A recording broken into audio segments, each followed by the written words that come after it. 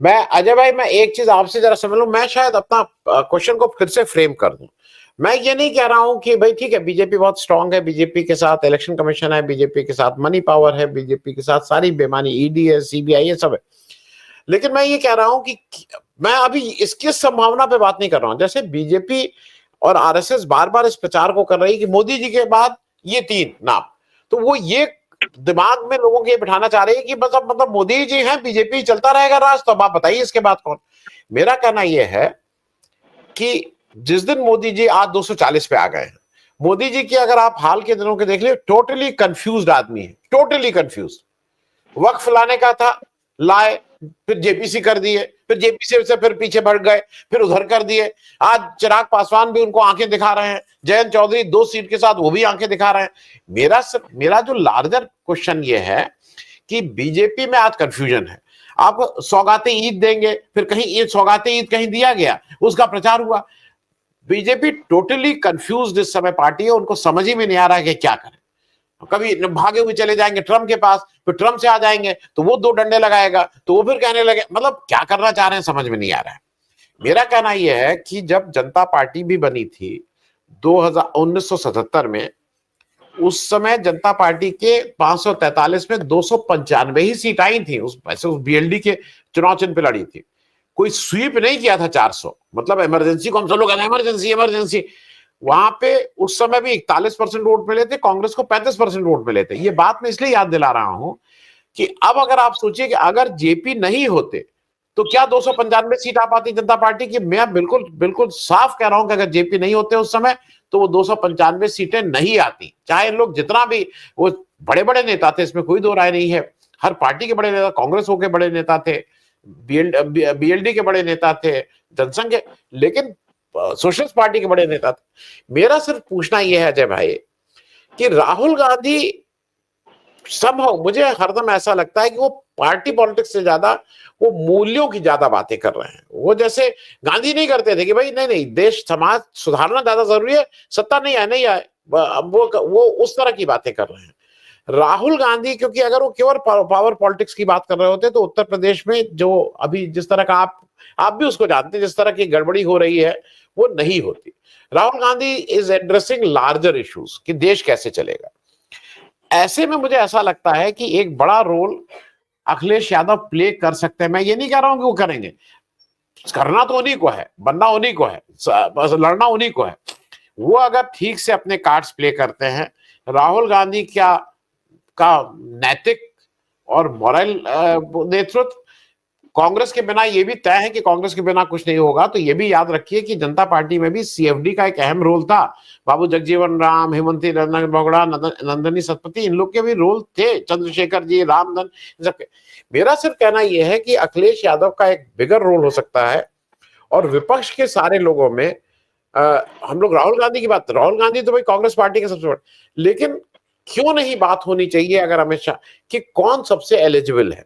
तो मुझे ऐसा लगता है कि सबसे एलिजिबल, जो एक बार चीफ मिनिस्टर भी रह चुका, अच्छा चीफ वो चलाए हैं, वो भी एक एलिजिबल वो हो सकते हैं, प्रोवाइडेड वो बनना चाहे। मैं ये थोड़ी कह रहा हूँ कि पीट पीट के हम लोग बना देंगे, लेकिन अखिलेश यादव भी एक प्राइम मिनिस्टर कैंडिडेट क्यों नहीं हो सकते हैं। मेरे हिसाब से वो अच्छे कैंडिडेट हो सकते हैं। अजय भाई। नहीं, मैं नहीं समझता हूं कि अखिलेश यादव एक अच्छे कैंडिडेट हो सकते हैं। अखिलेश यादव के अंदर किसी स्थिति में मैं क्षमता नहीं समझता हूं, किसी भी स्थिति में। न वो संघर्ष करना जानते हैं, न वो लड़ सकते हैं। और मैं ये 2017 से लेके आज जब हम 2025 में बैठे हैं तब से बात कर रहे हैं। इसलिए बात कर रहे हैं क्योंकि 2017 से लेके 2025 तक इतनी घटनाएं हुई हैं।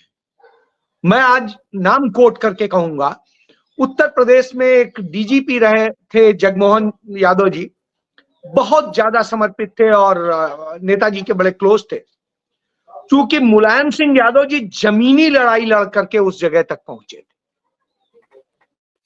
अखिलेश यादव को जनता ने मुख्यमंत्री नहीं चुना था उत्तर प्रदेश, मुलायम सिंह यादव के नेतृत्व में चुनाव लड़ा गया था।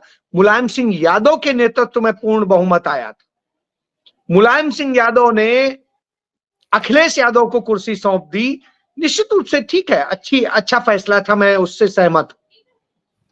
लेकिन क्या अखिलेश यादव ने, बतौर मुख्यमंत्री मैं उन्हें एक अच्छा मानता हूं कि उन्होंने विकास के मॉडल पर बहुत अच्छा काम किया, निश्चित रूप से मैं उसे अप्रिशिएट करता हूं, लेकिन उनके अंदर न लड़ने की क्षमता है, डर इतना ज्यादा है कि शायद किसी अन्य नेता में इतना ना हो। मायावती को हम देखते हैं तो मायावती से कम वो नहीं डरते। तो आप ये इस आधार पर कह रहा हूं कि तमाम घटनाएं हुई, तमाम ऐसी स्थितियां आई उत्तर प्रदेश में, और चूंकि वो उत्तर प्रदेश का स्टेक लेके चलते हैं कि एक बार भी उनकी हिम्मत नहीं हुई इतने दिनों में कि हजरतगंज के उस चौराहे तक पहुंच जाएं कि हाँ साहब हम गांधी प्रतिमा या अम्बेडकर प्रतिमा या कहीं पे तक पहुंच गए, एक मार्च निकालते हुए या राजभवन तक आ गए। उनके घर से चंद दूरी पे राजभवन। तो इसलिए मैं अखिलेश यादव को नहीं मानता हूं कि वह इस स्तर के। तमाम जगह उनके कार्यकर्ता मारे जा रहे थे, जो उनके लिए समर्पित थे, उनके लिए हर तरह से थे। उस शख्स में किसी भी तरह से यह काबिलियत नहीं है कि वह एक बड़ी लड़ाई लड़ सके। और उत्तर प्रदेश एक छोटे से सेगमेंट की है। मैं बड़ा ईमानदारी से बताऊं कि हिंदुस्तान गण राज्यों का समूह है। हर राज्य में तमाम तरह की संस्कृतियां हैं, तमाम तरह की भाषाएं हैं, तमाम तरह की चीजें। कहीं पर भी क्या वो स्वीकार्य होने की स्थिति में नहीं है। उन्होंने ऐसा कोई काम नहीं किया है जिससे राष्ट्रीय स्तर पर वो स्वीकारे जा सके। बाय डिफॉल्ट जैसे गुजराल बन गए थे, या जैसे देवेगौड़ा बन गए थे, या और कोई हो, नाम ले लीजिए, तो वो तो आप कर सकते हैं कि हाँ ठीक है चलिए इस कारण से हो गया, लेकिन और कोई कारण मौजूद नहीं। और इसलिए मैं नहीं समझता हूं कि कहीं से भी अखिलेश यादव इस योग्य हैं।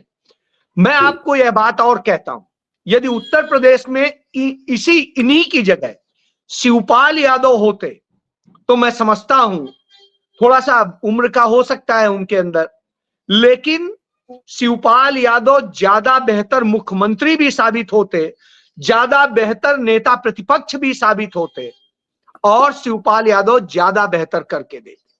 तो मैं इस बात से कतई सहमत नहीं हूं कि अखिलेश यादव कहीं से इंडिया गठबंधन के लीड करने या प्रधानमंत्री जैसे कद के आज योग्य हैं। एक समय में जब वो मुख्यमंत्री थे, उन दिनों मैं यूपी में ही था, एक अखबार का संपादक था।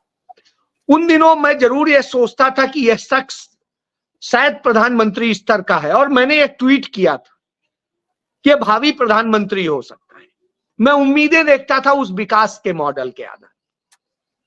लेकिन जब मैंने उनका वास्तविक जमीनी वो देखा तो मुझे लगा अच्छा हुआ कि वो हारे और नहीं बने। और मैं एक चीज बताऊं, मेरा ही आप ट्वीट देख लीजिएगा, मैं राहुल गांधी और सबसे पहले से ट्विटर पर हूं, तो उन दिनों से हूं जब हिंदुस्तान के अंदर चंद चुने लोग होते थे। तब मैंने राहुल गांधी के लिए भी कहा था नहीं, ये प्रधानमंत्री योग्य नहीं है। आज प्रधानमंत्री के लिए और चाहिए। और ये तब मैं कह रहा हूं जब 2008 में मैं उनका इंटरव्यू करके उनका विजन छाप चुका था। उनका विजन वही था जो आज है, लेकिन तब उसके लिए उस तरह से मर मिटने जैसा समर्पण का भाव नहीं देख रहा था। लेकिन आज मैं दावे से कह सकता हूं, हिंदुस्तान में भाजपा से लेके किसी भी सत्तारूढ़ दल से लेके विपक्ष तक किसी भी दल में राहुल गांधी के सिवा दूसरा कोई भी शख्स ऐसा नहीं है जो देश के प्रधानमंत्री की पद की योग्य हो और उसमें उस तरह की क्षमता हो, लड़ने की भी, वैश्विक भी, देश के हर कोने को समझने की भी, हर व्यक्ति की भावनाओं को जानने की भी, और उसके लिए अड़ने की, खड़ने की। और जो कहीं पर भी पूंजीपतियों से किसी भी स्थिति में समझौता नहीं करने को तैयार हो, जो किसी भी स्थिति में आरएसएस से समझौता करने को तैयार ना हो, और जब इन स्थितियों में हो, तब यदि हम एकमात्र व्यक्ति पाते हैं, कल के दिन यदि अखिलेश यादव को सत्ता की चाबी दिखाई दे जाए तो वो भी बदल सकते हैं, इसमें कहीं कोई दो राय। ठीक। लेकिन जो नहीं बदल सकता है वो शख्स सिर्फ और सिर्फ राहुल गांधी है। इसलिए मैं समझता हूं ठीक। यही सच।